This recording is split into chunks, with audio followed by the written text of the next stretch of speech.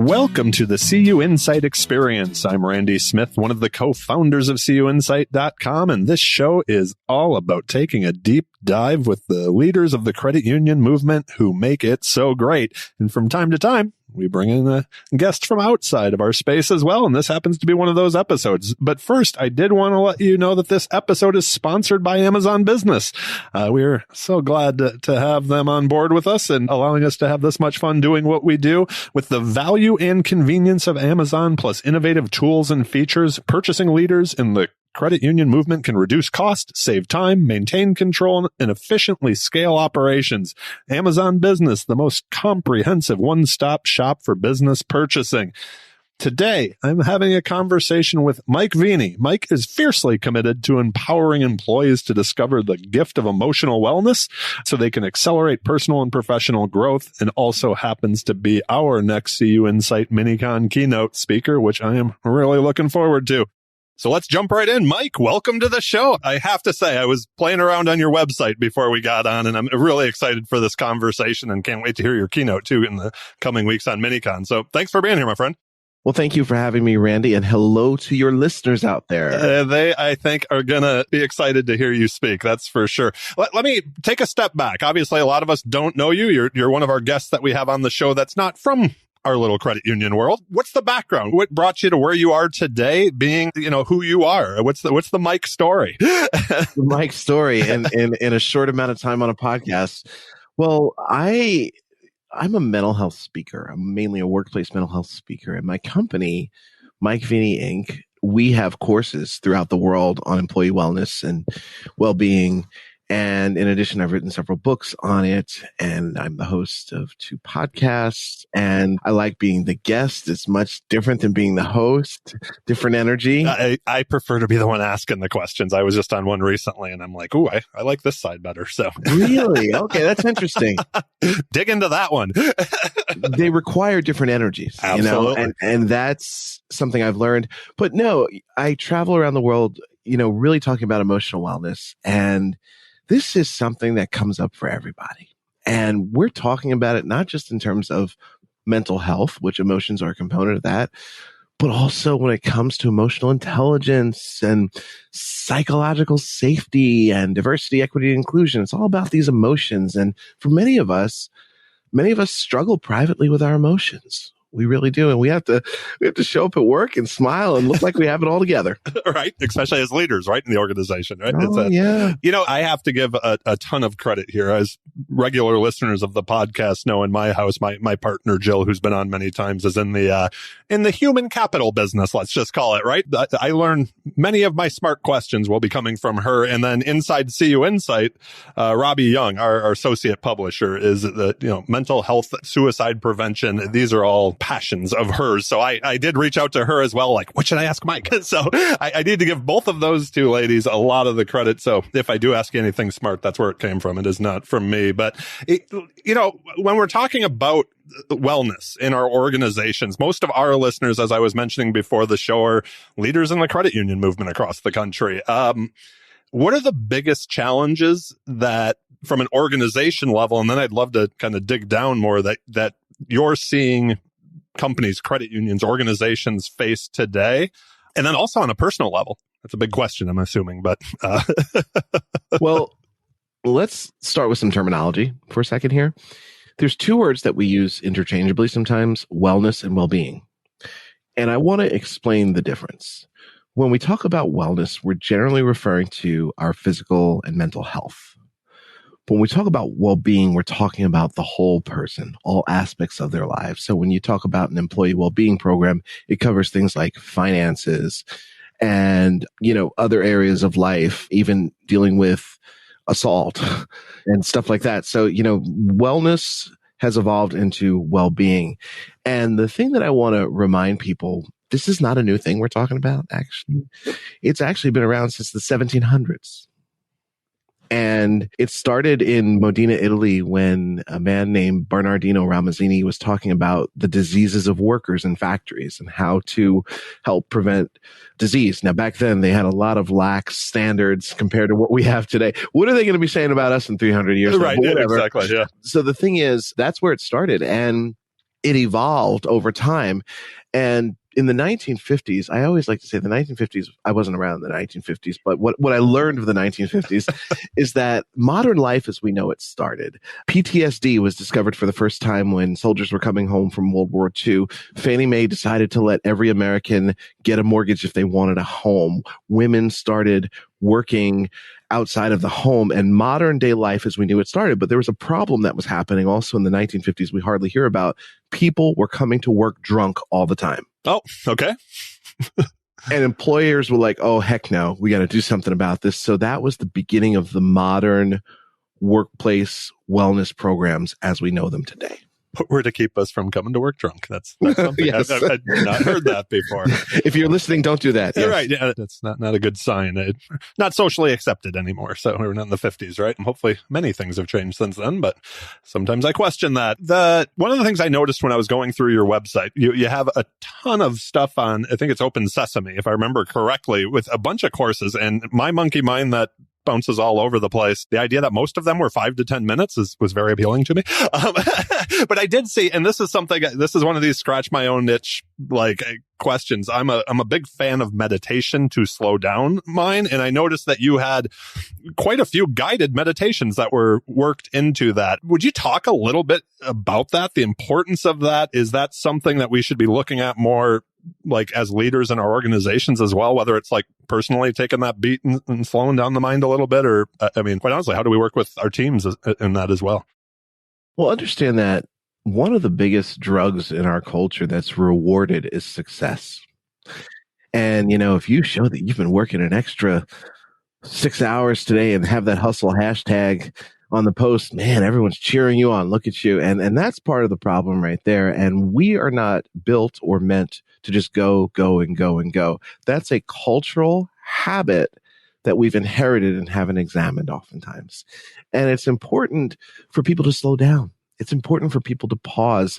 And sometimes people get very turned off when they hear the word meditation because they think, well, I can't do that. I can't focus. And I just want to let everyone listening know you don't need to focus. None of us can when we meditate. It's not about that at all. It's about just showing up for whatever comes up, basically. And what you'll find when you start practicing it, if you're not already doing it, is that your stress level really starts to go down because you get to pause. And people, when they first start doing it, get so excited. So, what have I been missing? And the cool thing is we live in a world now where you can get so many meditation apps out there, the Calm app, the Headspace, and they're all great. They're all great. And so the difference with our meditations is they're trauma sensitive, which is very important in today's day and age. They're also inclusive. For example, we don't do anything with body scans because we realize that someone listening might not have access to their legs.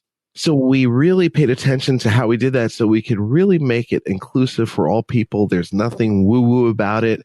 We've got meditations on smart goal setting, things like that, great for leaders. So we really have taken an assessment of what leaders need in terms of wellness, in terms of leadership, emotional intelligence, and put those into meditations to help people. And they're not me giving the meditations. Sorry. You got a good voice for it, though. I could see listening to you. Well, I just wanted to say, though, I got a British bodybuilder by the name of Tobias Stone to record the meditations because in our research, we found that Americans actually prefer to hear the British male voice in a meditation over the American voice. So very interesting, right? That reminds me of the person who did the beginning Headspace commercials years ago, right? Like it was that British voice also that was just very calming. And so, yeah, that's interesting. I will tell you, a former guest on the show, he's been on a couple of times, Leo Ardeen was the one, he really got me into, I use Insight Timer. That's just whatever. That's the one that I like to use. But I think one of the misconceptions I had about meditation, and I'm probably not alone on this, was it like that idea that you're like sitting cross-legged for an hour, and but like what you're talking about, that kind of like course meditation, right? Like where you're sitting, you're thinking, you're slowing down. That to me is it's been one of the most powerful things that has come into my life over the past few years. So your site, how do people sign up for that? Like if they want to listen to your courses, so we'll provide a link. I mean, I want to give you a shout out here because like I said, I appreciate what you're doing. I get a shout out. Yay. Well, you can go to my website, www.mikeveny.com, and you can click on the courses and you go through Open Sesame, which is a platform that has courses throughout the world. We actually have our courses minus the meditations. They're in 8 languages now, which is really cool and something I'm excited about because we get to help more people. So we don't just have meditations. We have courses on workplace mental health. That's a big one because a lot of people don't understand what workplace mental health is about. And it's not just handing out the headspace and telling everyone that they need to take a deep breath. But when I talk about workplace mental health, and I'm hoping to bring this up in my presentation, is that it's also about the culture. So, for example, you and I can work in a company, get the greatest benefits package in the world. They even give us spa time. But if the culture is toxic, doesn't matter. So it's really important that leaders are honest with themselves if they want to improve mental wellness for their employees and take an honest assessment of, one, how they're doing as a leader and how the company culture is doing. So let me ask a leader's listening today, the CEO of a credit union, let's just take as an example. What's the first step to taking that assessment? Like, I feel like we talk a lot about culture, but it's like, how do we take that step back? Some people may be self-aware enough to say they have horrible culture, but most people probably think their culture is better than it may be, right? Well, I think when it comes to mental health, especially, one of the challenges when why there's a stigma is that mental health challenges are confusing, complex, and frustrating. You can't just put it into a box. And we as humans like to put things into a box. It makes us happy. Oh my gosh, we can put it into a box. When it comes to this workplace mental health thing, I'm a big believer in this idea of measurement eliminates argument. You can manage what you can measure. So, for example, if I want to lose weight, we know what I need to start measuring. That's right. And I'm going to say right now, no, I'm not measuring it because I'm just enjoying myself.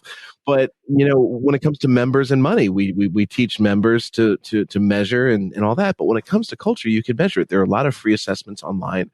One of our courses called Connectivity and Conversations actually has several assessments that leaders can use to understand what's really going on really quickly in their organization.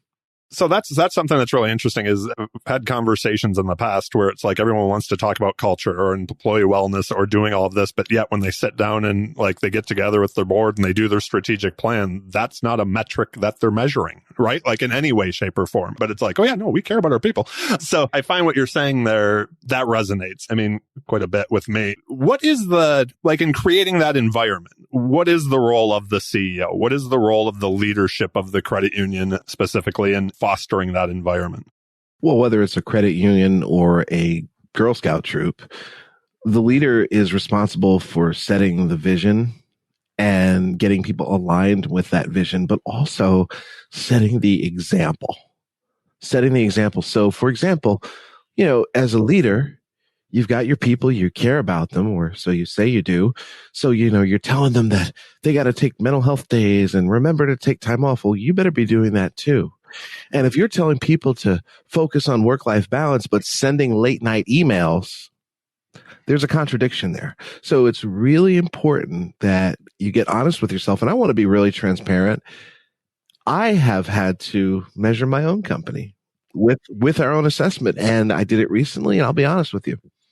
I didn't like the scores we got. I didn't like the scores for myself or how the culture was. But that clarity gave me the necessary tools to figure out the next steps I need to take.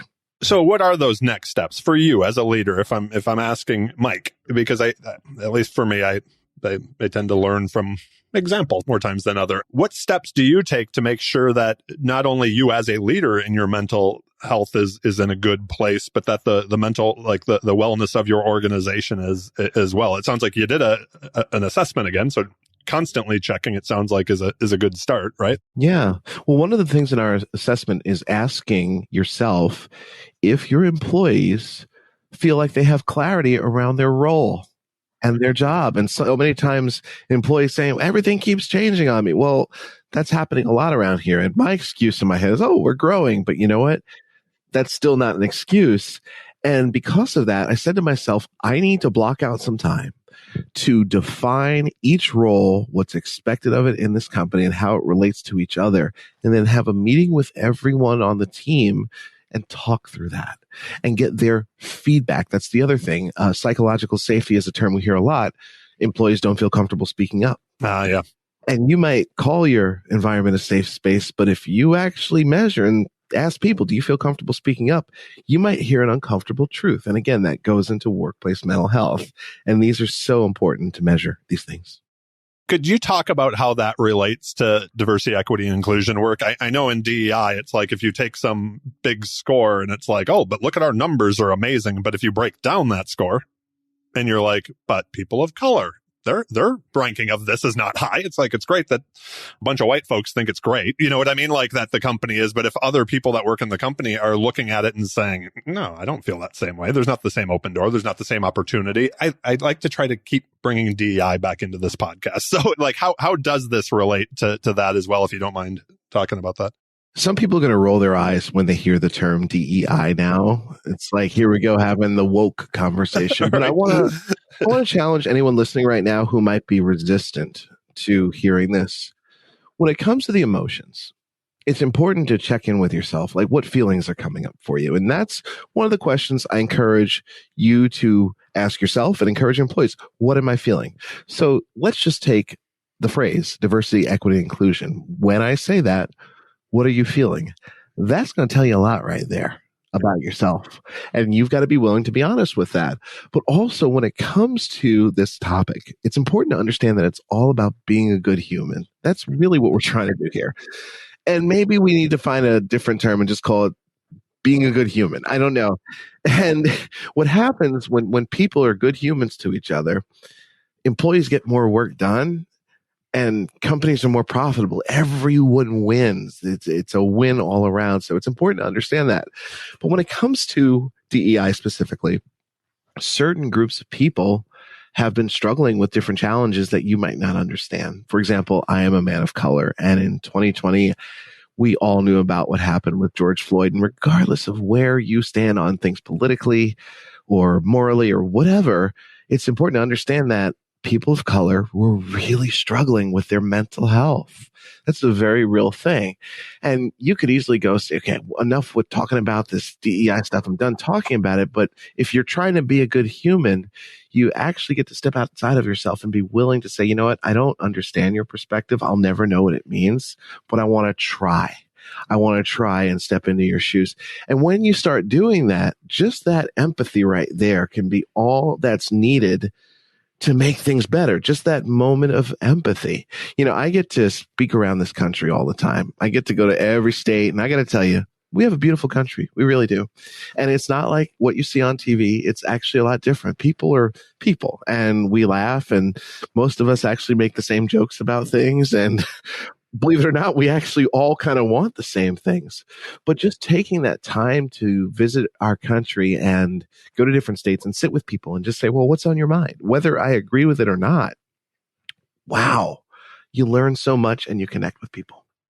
Okay. Yeah. I was going to say listening for me has been a struggle. It's something I try to focus on to do a lot more of, not trying to come up with the answers. And because it is interesting, right? Like when you have different, sometimes what feel like different core fundamental beliefs, to like slow down your mind and say, okay, let's see where we're coming from here, right? Well, can I take that a step further? When it comes to mental health in the workplace and someone approaches you with a problem, maybe they're struggling, or you approach employers, you know, are you okay? And they tell you that they're struggling with something. The absolute worst thing you can do is respond with advice. Right. And here's why. And I learned this from a therapist who works with our company, that when you give advice to someone unsolicited, number one, it's never about the other person. It's about hearing yourself give advice and feel good because you gave advice. And number two, it actually comes off as criticism. So it's very important to have tools. So here are some things that you can say in case you have an employee who's struggling and you're listening right now, or a child or a friend. Right. Yeah. You can say, how can I support you? And pause and let it be really awkward. You can say, help me understand. Pause and let it be awkward. You can ask someone at work who's struggling, what kind of flexibility do you need from us on the team right now? Pause and let it be awkward. That will give the person a safe space to possibly open up to you and get the help they need. Listening to understand, not to respond, right? That was good stuff. I really enjoyed that right there. As organizations, are there tools and resources that like we just should be offering our teams and our employees, like that you think should be table stakes today, basically? One thing that comes up when you bring up mental health resources or wellness resources or well-being resources is, well, that's going to cost a lot of money and time and all this. Guess what? There's so many free resources out there. It's important to just take the time to learn what they are. For example, one of the greatest success stories in this country is Alcoholics Anonymous. 12-step programs. In fact, we have so many spin-offs for different types of things. There's even one for mental health called Emotions Anonymous. So maybe you have someone that really can't afford to get more treatment than the employee assistance program allows. Well, you can say, here's some programs that you can look into that are free. But being willing to just take the time to do that initial research is so important. There might be local things in your community that you can just share with people. And honestly, that showing that you care enough to do that, again, goes a long way with people trusting and feeling better about the culture. Let me ask you this question. This is one that I ask on the podcast often. I'm 49 years old. The business books I read coming up through college and into my career, a lot of those leaders we, like put up on pedestals. I don't think many of us would be like, oh yeah, that's the leader I want to be today. What makes a good CEO today, 2023, in your opinion? We are in a day and age of transparency. And one of the wellness trends, actually, that everyone listening should know about is employees are done with the fluff. They're just done with it. Again, so we're going to have a mental wellness day at work and all this, but if it's not really a part of the culture, they're going to pick that up and behind your back, they're going to be looking for another job. Just that's it. So it's really important that leaders are truly transparent. And that means letting people know when you screwed up, like learning to say, I'm sorry. And I feel like on my team, I'll be the first one. I say this at my team meetings all the time. I'm the leader of the team and I'm the biggest problem on the team. Well, I've learned I have to get out of the way. So. And the beautiful thing about that is it resonates with my team so much, the honesty, that it has led them to actually perform better. Sometimes they even say to me, Mike, don't be too hard on yourself. You're a human like all of us. So it's really important for leaders to be really radically transparent and understand that in order to influence, that's really about connecting on a trust level with someone. Back in the day, you were talking about when we were growing up. I don't know, you have to be a white man and have the loudest mouth and the most clout in the room and a track record at a major corporation. And, you're the leader now, right? And again, nothing wrong with that. And a lot of great things you can learn from those leaders. But nowadays, it really involves learning to be a person of influence, learning to not talk down to people, but empower people. I always tell my team, those of you that are going to be at my presentation are actually going to say this. When I'm in a presentation or on a podcast, my job is to be the superstar. That's what I'm being asked to do in that moment. But after that's over, and when I'm working with my team, my job is to make them the superstar. Maybe it was my idea, but let me make it someone else's idea and recognize them louder than me. That is so important to do. And we forget that sometimes because we're so caught up in other things. Absolutely. There's something, and it's going back to something you were talking about earlier in our conversation, but I just can't get it out of my head. So I'm going to throw it out there. How do we, again, and maybe this is an age thing, the time I was brought up in, that idea, and it probably, I'm sure it still exists today, but that idea of like having that mentality, I can almost hear it echoing from my dad's voice of being the first in and the last out. This is something that, like, that idea of balance and living a whole life and, quite honestly, setting my own expectations is something I've spent a ton of years now in time working on to break that mentality. But I guarantee that I have a ton of friends who came up, in professional careers that still believe that's still, like you mentioned it earlier, that badge of honor where it's like, I work 60 hours a week. How do we break that kind of mentality that was instilled in so many of us, that many of us now at our age are probably instilling in the next generation as well, whether it's as leaders or parents or whatever it happens to be? That's a great question, because you and I grew up, and I'm almost like seeing, like, I want to totally like pause this and talk to you about the 7 habits of highly effective people and what that did, exactly. Right? Like, I'm right there with you. I get it. And guess what? You and I are sounding old. But, we are. Yeah, we know that. So the thing I think is important is this: we're always evolving. We always have been. We always will be.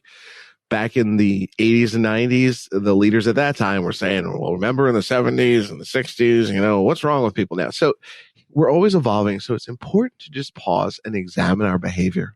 It's always important to just pause and examine it and ask yourself the question, how do I know this to be true?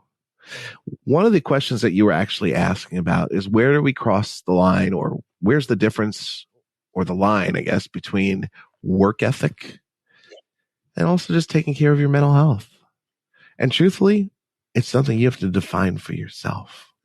But it's really important to sit and reflect on that, because I'm like you. I believe in a strong work ethic, but that means different things to different people. And it's easy for me to get frustrated and say, well, you're from such and such generation. You don't know, blah, blah, blah. But again, every generation has been saying this about the younger generation. That's one of my favorite things. I instantly just shake my head when somebody says a younger generation is lazy, entitled, whatever it happens to be. It's like, what? No. They're the ones who are changing the world. This is a question that comes up often, and I think it flows into that, is many, kind of going back to that A-type personality or that leader, the idea that maybe sometimes relationships suffer when putting too much into the career or too much time or energy or whatever. We all only have so much. Is there any, I feel like we've talked quite a bit today around the idea of, that professional side of things, but we are whole humans, right? So any hacks or tips you you give out about making sure you're kind of creating that balance? I don't know why I've gotten away from using that work-life balance, because I think it's we only have one life, quite honestly. We use that term, though, and I'm going to be really transparent with you. I think it's BS, because I have never met anyone with work-life balance where it's perfect. Right. Please introduce that person to me. Yeah. I do prefer to use the term whole life integration, because in the book, The 7 Habits of Highly Effective People, again, I'm showing my age here, one of the things Dr. Stephen Covey talks about is focused imbalance, meaning we have periods of time in our life where, let's say, for example, you have a child. For the first 2-3 years, you're going to be focused on a lot of things with that child every single day, staying up at night, dealing with so many things, but it's for a period of time. It's not forever. Another example is law school. If you're going into law school, no one's going to hear from you for 2 years, right? Because you have to focus on that again, but it's just for 2 years. So it's important to understand that at different moments in our lives, different days, different weeks, we have to adjust the balance of things. Maybe you need to spend a little more time at work because you're in a certain busy season, or your child's really struggling right now. And you know what? You need to find a way to delegate stuff at work. Talk to your supervisor, because you need to really deal with what your child is going through. The important thing to remember is there's no perfect balance, but it's important to constantly assess and just check in with where you're at any given moment. Yeah, I like that. One question that I did want to ask you also is, and it's something that you touched on maybe a few questions ago, but that idea that we all kind of process through things differently. Financial services, there's a lot of change, a lot of disruption. I don't think it's just our industry. It's the whole world, right? Moves pretty quickly right now. I had to learn that my comfort level for change, I get bored when things aren't changing, is much different than a lot of people, where change is uncomfortable. How does, I guess, creating that environment, does creating a healthy workplace tie into our ability to, as an organization, stay relevant, quite honestly, right? As things change around us because of technology and because of work trends, everything, right? How do these two tie together, I guess, is what I'd ask you. Well, it makes it easier on everyone's mental health. It does. It just makes it easier on everyone's mental health. When we work in an environment, or think about a time in your life when you were in an environment that you thought was healthy. Whatever that is, everyone thrives, everyone laughs, you get stuff done. And then think about a time when you were in a very unhealthy situation. It's just nothing gets done. Nothing gets done. There's tension all the time. There's stress, and it just doesn't feel good, and it can really wear you down. So the thing is, it's so important to think about the environment at home that you have, the people you hang out with. And I just want to say, we didn't get to talk about this, but what brought me to this work is I'm a person living with mental illness. So I've had a whole life of navigating depression, anxiety, obsessive compulsive disorder, mental hospitals. So I understand that one side of it, but also I'm a human who's just got to function in the world. Right. I had to deal with 2020 just like everybody else. So it's so important. One of the gifts of 2020, when everyone was freaking out in the beginning of 2020, one thing that was really nice for me is I smiled and said to myself, I think I got this one. Because I've had over 40 years of dealing with my mental illness. I think I can deal with this. And it actually gave me an opportunity to share some of those tools with others. We have a presentation that we do called Finding Peace in Times of Uncertainty. And we call this time that we're living in right now a time of uncertainty. But the truth is, life has always been a time of uncertainty. The problem we have is the feeling of uncertainty. Yeah. I like that. Not uncertainty itself. So it's really important to learn to check in with your feelings and learn to work with them. What you'll find, and I want to just bring this up really quick, is that they're gifts. For example, one of the emotions that we're coming out with a course on is my favorite emotion in the workplace, anger. Okay. Now, if you're listening, you might be like, oh, where is this going? A lot of times when people hear me say that, they think of hostility and violence. I'm not talking about that. Those are not good. Anger in and of itself is an emotion. And it's not necessarily bad, not necessarily good. And we can learn about anger from a character that was created in 1926 called the Incredible Hulk. For those of you that don't know him, he's a Marvel Comics character, alter ego of Dr. Bruce Banner, this mild-mannered physicist who gets triggered and becomes this green monster-like thing that's not necessarily evil, not necessarily good. But if you can picture the Hulk as I'm talking about him, and he's got these big fists and he's stomping, what the Hulk is trying to do when he's angry is take his power back in a situation. And one of the lessons I've had to learn about anger is that anger is an opportunity to take your power back and exhibit leadership. For example, you and I work together, and in the lunchroom, I find out you're the one taking my sandwich every time. I could totally see you doing that, by the way. Yeah. And so I come could. in your office one day angry at Randy, stop taking my sandwich. I'm giving you this outburst because I'm trying to take my power back. That's my lunch, man. That's my lunch. Stop messing with my lunch. Anger's the great protector. But learning how to sit with that feeling of anger, if I now have tools I can work with, I can sit with it, get really angry. Maybe I need to go to boxing class that night and have a talk with my therapist and say, okay, I need to come in confidently to Randy's office and deliver a message articulately and firmly. That's anger being used for something good. I'm not yelling at you or chewing you out. I'm saying, look, Randy, this needs to stop. I know it's you. Do you need me to bring you a sandwich? Maybe you don't have one at home, right? Like, let me know. And if I do it like that, you're going to be more receptive to it. So these are some examples of how learning to work with the emotions, especially the ugly and difficult ones, can be one of your greatest assets as a leader. That's good stuff there. I have one question that, before I start to kind of wrap up this show, that I think bad if I didn't ask. Like in credit unions, much like many other industries, when we go back to 2020, the idea pre that of like remote work was something that people were like, you could never do that in financial services. We at CUInsight have been remote for years, right? So it's not something new for us, but for many of our colleagues around the country, that hybrid approach or whatever it happens to be is. Robbie Young, who, part of my team at CUInsight, she wrote a piece not too long ago about mental health for the remote company, the remote workforce. I mean, that is, whether it's in credit unions or any other place, this idea of having people all over the place, it's a little bit tougher if we're just sitting across the Zoom screen or going through Slack to know if somebody's having a tough go of it or whatever it happens to be. You know what I mean? Like you and I, whether it's doing podcasts or you going on stage, sometimes we might be having a bad day, but we have to come on, smile in the voice and do our job.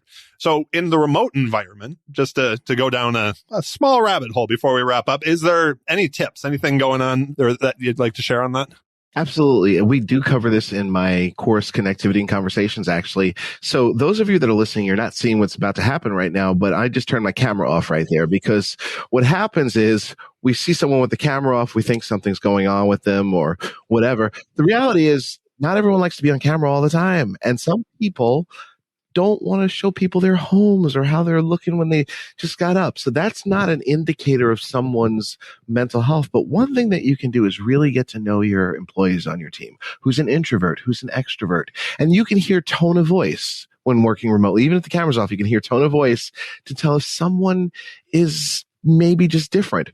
Also, the times people message you. Again, late night emails are a sign that There's no whole life integration,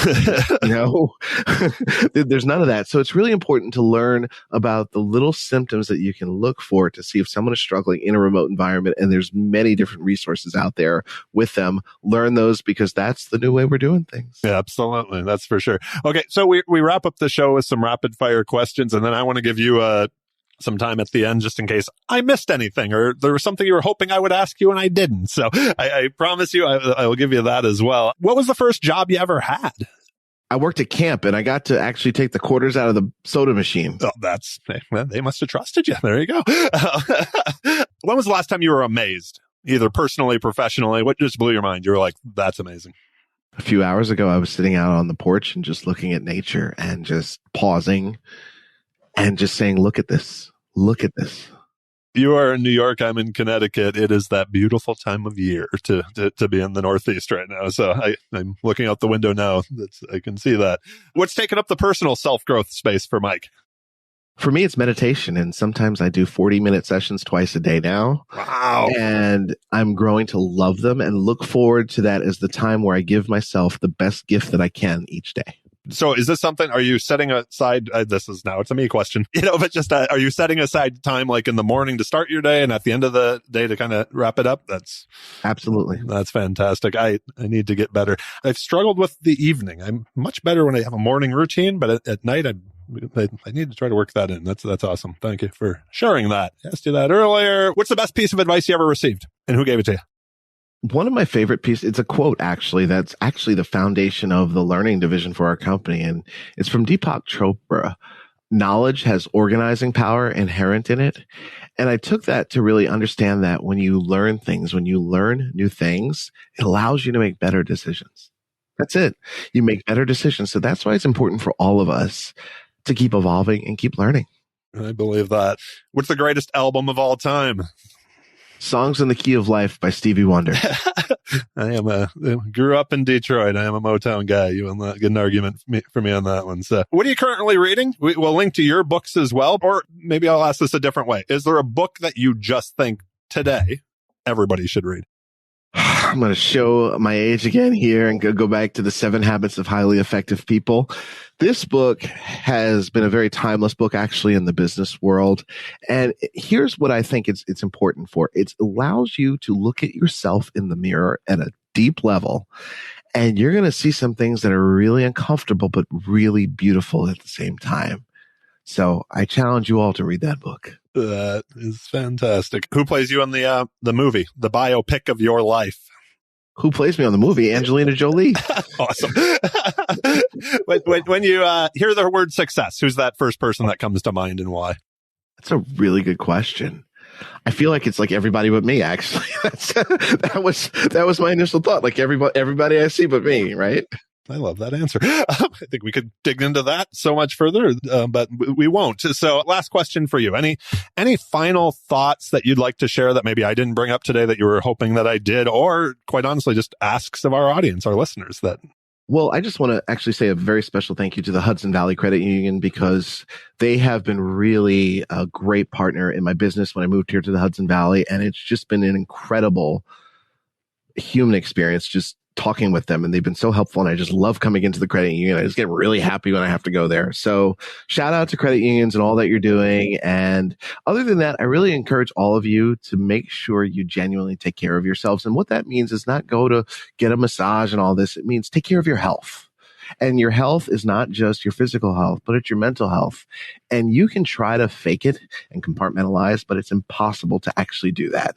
If you try to do that, ugly things are going to come out at some point or another. So it's really important that you just take a moment today, if you haven't done it, and pause, just close your eyes even for a moment and do that for just 2 minutes. It's going to make your day so much better. Thank you so much for being here today, Mike. I greatly appreciate you taking the time to spend it with me and have this conversation. We will link to everything we talked about in the show notes, and I'm going to get links for everything else that Mike has going on that will also be in there. So thanks for being here, my friend, and I look forward to more conversations and seeing you soon. Well, thank you for having me, and I hope to get to meet all of you soon. A few things before we go. Make sure to check out Amazon Business, the most comprehensive one-stop shop for business purchasing, in the show notes. We greatly appreciate their support of the podcast, and I love that I get to have this much fun asking the questions and having conversations like today. So thank you to Amazon Business. Please also subscribe to the CUInsight Experience on your favorite podcast player. We are on them all. Some of them seem to be going away and there's new ones popping up, but we're wherever you may be listening. And while you're at it, if you're looking for the book mentioned on the show today, Mike's book, any other books from past episodes, a quick Google of the CUInsight Experience podcast book list, and your next read is on its way from Amazon.